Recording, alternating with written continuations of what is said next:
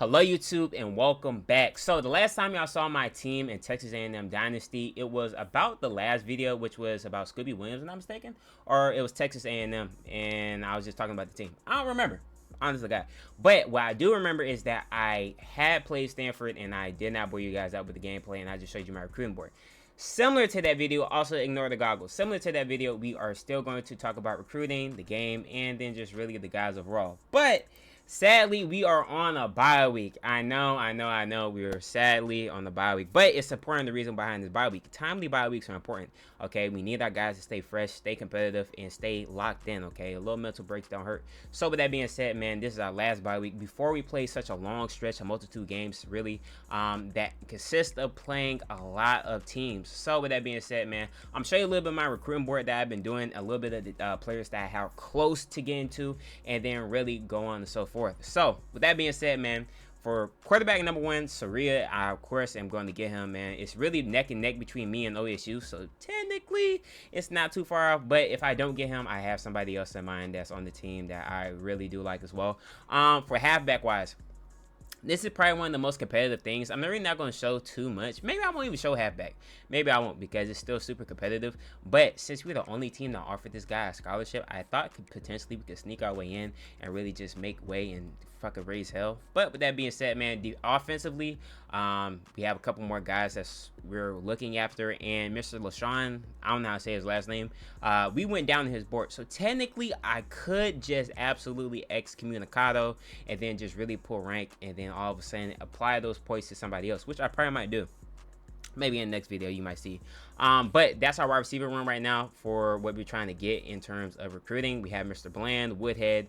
I believe I covered these guys. John, I believe I did. If I didn't, then this is the first time. Now, offensive line wise, Mr. Brady. This is one of the people that I try keeping a secret, especially from Alabama and LSU, because LSU snatched my 5-star edge rusher. Fuck you, LSU. You know who you are. But, man, Brady is a super good player, man. He's a 4-star, and I think programs are really built upon the foot and the bones upon 4 stars and 3 stars, man. 5 stars that would get all the grind and story. Oh, whoa, shit. What the fuck is that? The glory and shine. But truthfully, honestly, 4 and 3 stars that would really make a program really good.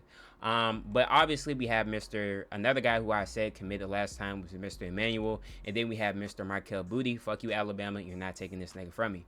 Now, with that being said, man, we have guards. Of course, we have Mr. Yeast. We have Mr. Ben that we're trying to get close to that we can also add to our roster.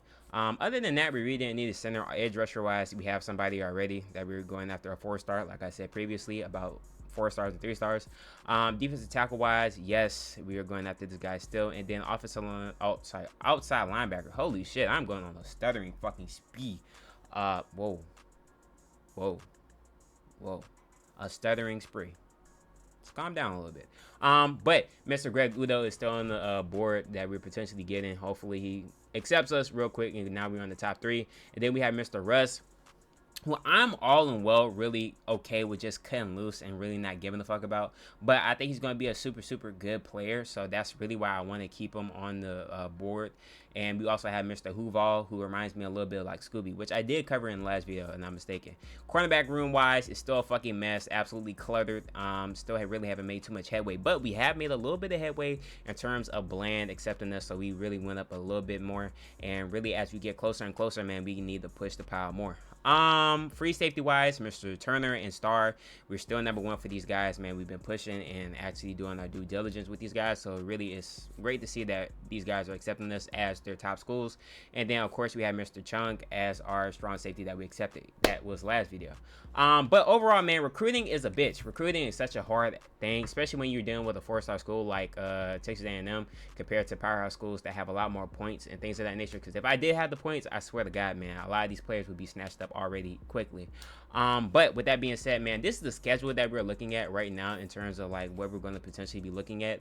Right now we are in week 6, but after this week is simped, we have Louisville, Georgia Tech, Virginia Tech before Virginia, and then we have Missouri and NC State, and then the last but not least, our most I want to say anticipated game outside of Texas and Georgia, of course, is Mr. Alabama, man.